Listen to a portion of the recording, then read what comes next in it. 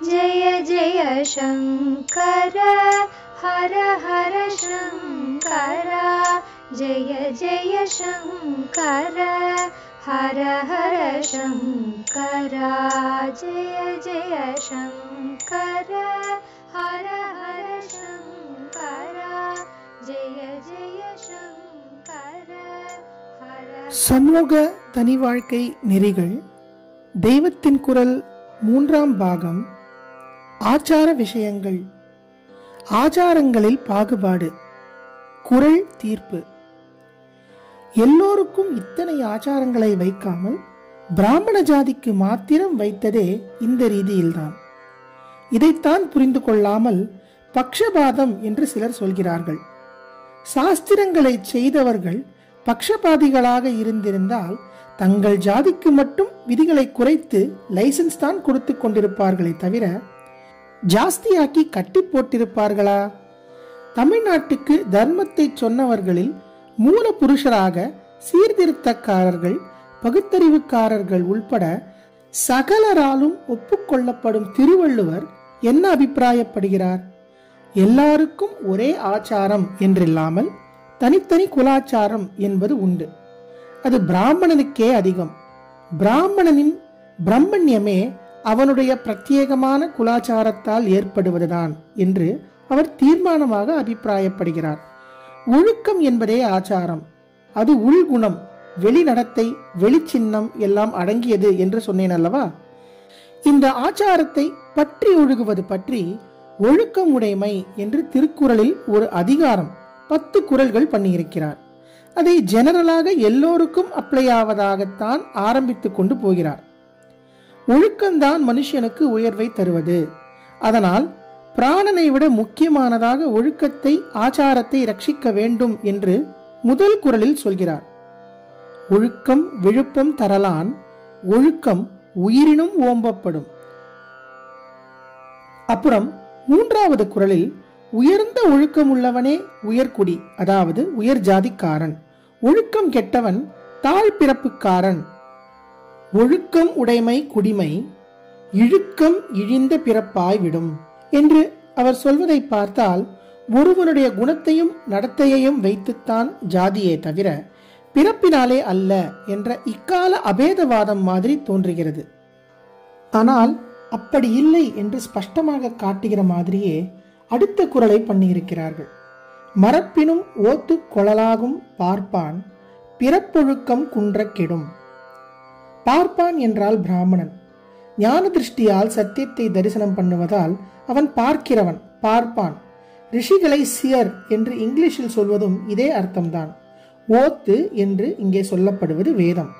ஓதப்படுவது, அத்தியனம் பண்ணுவது எதுவோ அது ஓத்து. இந்த குறளுக்கு என்ன அர்த்தம் என்றால், ஒரு பிராமணன் வேதத்தை மறந்து போய்விட்டால் கூட பரவாயில்லை, மறுபடியும் அத்தியனம் பண்ணி கற்றுக்கொண்டு விடலாம்.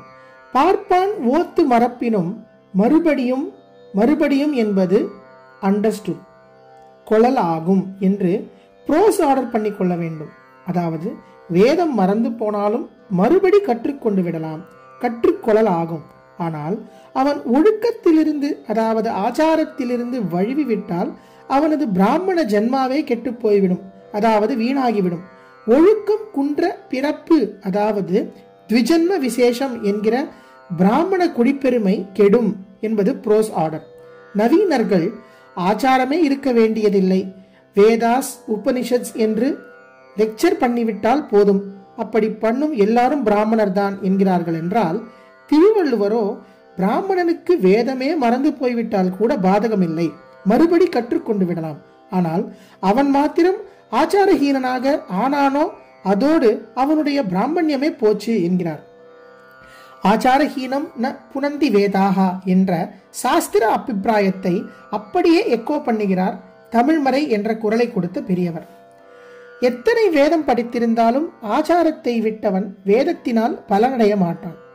ஒரு பக்ஷி குஞ்சுக்கு இறக்கை முளைத்தவுடன் அது அந்த நிமிஷம் வரை இருந்த கூட்டை திரும்பி கூட பார்க்காமல் பறந்து விடுவதை போல ஆச்சாரஹீனன் படித்த வேதாந்தமெல்லாம் அவன் சாகிற போது அவனை புண்ணியலோகத்தில் சேர்க்காமல் அவனை திரும்பி கூட பார்க்காமல் போய்விடும் என்றெல்லாம் தர்ம சாஸ்திரங்களில் சொல்லியிருப்பதைத்தான் திருவள்ளுவரும் ரத்ன சுருக்கமாய் சொல்லியிருக்கிறார். ஒழுக்கத்தால் தான் ஒருத்தனுக்கு உயர்வு என்று ஜெனரலாக சொல்லிவிட்டு உடனேயே இப்படி பிராமணனின் ஒழுக்கத்தை ஸ்பெஷலாக சொன்னதால் அவர் நம் கால அபேதவாதிகளில் ஒருவர் இல்லை என்று காட்டிக் கொண்டு விடுகிறார். மற்ற எல்லாரையும் விட பிராமணனுக்கு ஆச்சாரம் விசேஷமானது என்பதை ஒப்புக்கொண்டுதான் இங்கே தனியாக அவனை பற்றி மட்டும் சொல்கிறார். பிறப்பொழுக்கம் குன்ற கெடும் என்பதை இன்னொரு தினசிலும் அர்த்தம் பண்ணி கொள்ளலாம். அதாவது பிராமணன் தன்னுடைய பிறப்பொழுக்கமான, அதாவது பிராமணர்களுக்கு மாத்திரம் உரியனவான ஆச்சாரங்களில் குன்றி போனால் உலகமே கெட்டு போகும், கெடும் என்றும் அர்த்தம் பண்ணலாம். இன்னொரு இடத்தில் கொடுங்கோன்மை என்ற அதிகாரத்தின் கடைசி குறள், இவரே ஒரு தனி மனுஷனுக்கு உண்டாகிற கெடுதலாக இல்லாமல் ஒரு தேசத்துக்கே ஏற்படும் க்ஷாமங்களை சொல்லும் போது அறுதொழிலோர் நூல் மறப்பர் என்கிறார். அதாவது ஷட்கர்ம நிரதர் எனும் பிராமணர் வேதத்தை மறந்து போவார்கள் என்கிறார். ஆனதால் பிராமணன் வேத அத்தியனத்தை விடுவதாலோ வேறு தப்பு பண்ணுவதாலோ அவனும் அவனுடைய ஜாதியும் மட்டுமின்றி லோகமே கெட்டு போகும் என்ற கருத்து உடையவர் திருவள்ளுவர் என்று தெரிகிறது. எனவே இங்கேயும் கெடும் என்பதை அவன் தன் அந்தன பிறப்புக்குரிய ஆச்சார ஒழுக்கத்தில் குன்றினால் உலகமே கெடும் என்று அர்த்தம் செய்து கொள்ளலாம். அங்கே அறுதொழிலோர் மறைநூல் மறப்பதே உலகுக்கு தீமை என்றவர் இங்கே மறையை மறந்தால் கூட பரவாயில்லை, அந்த தீமையை விட பெரிய ஹானி என்னவென்றால் அவன் குலாச்சாரத்தை பிறப்பொழுக்கத்தை விடுவதுதான் என்கிறார். வேதமே வேண்டாம், ஒழுக்கம் போதும் என்று சொல்கிற கோஷ்டியில் அவர் இல்லை. வேதம் போனால் லோகத்துக்கு கஷ்டம் ஏற்படும் என்றே அபிப்பிராயப்படுகிறவர்.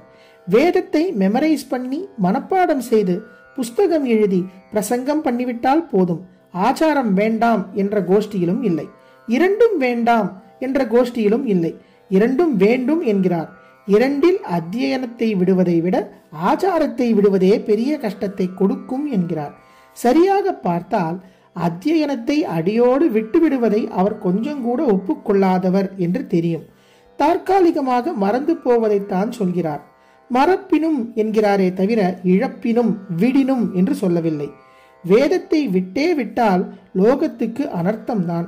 மறந்து போன நிலையில் கூட அது மறந்ததால் பரவாயில்லை, அந்த மறந்த நிலை அப்படியே நீடித்து விட்டு போகட்டும், பிராமணன் ஆச்சாரத்தோடே இருந்து விட்டால் அதுவே போதும் என்கிறாரா? இல்லை, வேதத்தை மறந்தவன் அதை மறுபடியும் கற்றுக்கொள்ள வேண்டும் என்றே சொல்கிறார். மறப்பினும் ஓத்துக்கொள்ளல் ஆகும், அதாவது மறுபடி கற்றுக்கொள்ள முடியும் என்கிறார். முடிகிற விஷயம் என்றால் அப்படி பண்ண வேண்டும் என்பதே உள்ளர்த்தம். மறையை மறந்தவன் மறையை மறந்தாலும் குலாச்சாரத்தை மறவாமல் பின்பற்றி கொண்டு பிறகு மறந்து போன மறையையும் மீண்டும் கற்றுக்கொள்ள வேண்டும் என்று பரம சாஸ்திரியமாக சனாதன நெறிப்படி திருவள்ளுவர் நினைத்து உபதேசம் பண்ணியிருக்கிறார். இதிலிருந்து முதலில் சொன்னாரே, ஒருவனின் உயர்ந்த ஒழுக்கத்தை வைத்தே ஒருத்தனுக்கு குடிமை உயர்குடித்தன்மை என்றாரே, அதற்கும் சோசியலிசமாக இல்லாமல் சாஸ்திரபூர்வமாக அர்த்தத்தை புரிந்து கொள்ளலாம். எந்த குலமும் ஜாதியும் தனியாக உயர்ந்தது தாழ்ந்தது என்று சாஸ்திரத்தில் இல்லை. பல லோக காரியங்கள் சமூகத்தில் விதரணையாக பங்கீடாக வேண்டும் என்ற உசந்த அபிப்பிராயத்தில் உண்டான வர்ணாசிரம ஏற்பாட்டில் எந்த ஜாதியும் எந்த குலமும் அதற்கான தொழிலை அனுசரித்து அதற்கென்று ஏற்பட்ட ஒழுக்கத்தை பின்பற்றினால் உசத்திதான். அப்படி பண்ணுகிறவன் உசந்தவன்தான். இதே அபிப்பிராயத்தில்தான் திருவள்ளுவரும் இந்த சோசியலிச சமத்துவம் மாதிரி தெரிகிற குறளை பண்ணியிருக்கிறார். உண்மையில் அவர் என்ன மீன் பண்ணுகிறார் என்றால், ஒருவன் தன் குலத்துக்கான ஒழுக்கத்தோடு இருப்பதுதான் அந்த குலத்தின் உயர்வை அவனுக்கு தருகிறது. அந்த ஒழுக்கம் கெட்டவனானால் இழிபிறவியாகி விடுகிறான் என்பதே. இப்படி அர்த்தம் புரிந்து கொண்டால்தான் இதற்கு லாஜிக்கல் சீக்வன்ஸாக, தர்க்க ரீதியில் தொடரிழையாக எல்லாருக்குமே அவரவர் ஆச்சாரம் முக்கியமானாலும் பார்ப்பனனுக்கு அது மிக மிக முக்கியமானது, அவனுக்கே சிறப்பாக ஆச்சாரங்கள் அதிகம் அமைந்துள்ளன என்ற அடிப்படையை ஒப்புக்கொண்டு, மறப்பினும் ஓத்து கொளலாகும் பார்ப்பான் பிறப்பொழுக்கம் குன்ற கெடும் என்று குரல் பண்ணிக்கொண்டு போயிருப்பதன் பொருத்தத்தை புரிந்து கொண்டு ரசிக்க முடியும். இப்படியே சொல்லிக் கொண்டு போய் ஒழுக்கம் என்பது பிரத்யட்சமான திருஷ்ட பலனை தருவது மட்டுமில்லை, அதிருஷ்டமாக நல்லொழுக்கமே புண்ணியம் என்பதாகி என்றோ ஒரு காலத்தில் நல்லதை தரும், தீய ஒழுக்கம் பாபம் என்பதாகி எந்நாளும் கஷ்டத்தை தரும் என்ற வைதிக கருத்தை வெளியிடுகிறார். நன்றிக்கு வித்தாகும் நல்லொழுக்கம், தீயொழுக்கம் என்றும் இடும்பை தரும்.